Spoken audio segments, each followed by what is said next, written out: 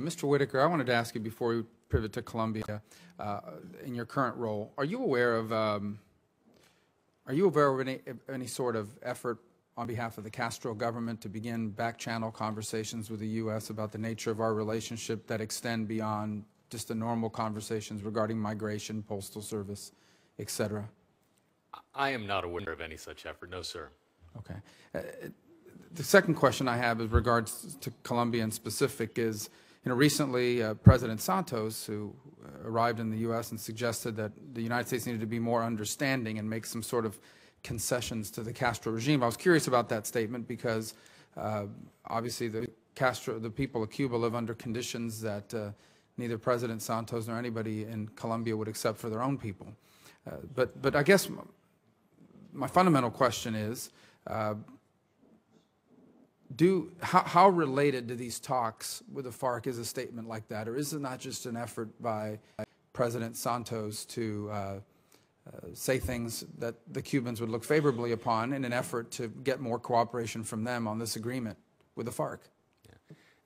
Senator, I actually don't know what President Santos's motivation was in making such remarks, but you're absolutely correct. That is the kind of thing that he has said, and he's actually said it for some time.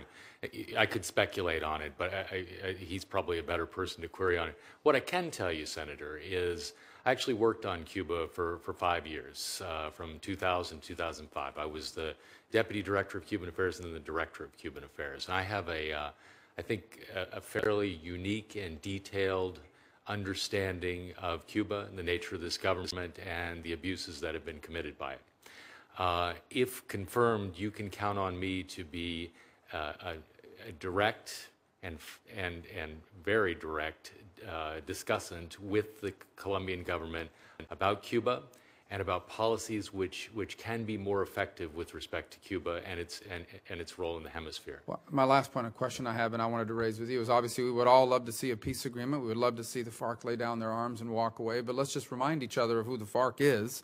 There were reports in November of an apparent FARC plot to murder several leading Colombian politicians, including former President Uribe and the Attorney General.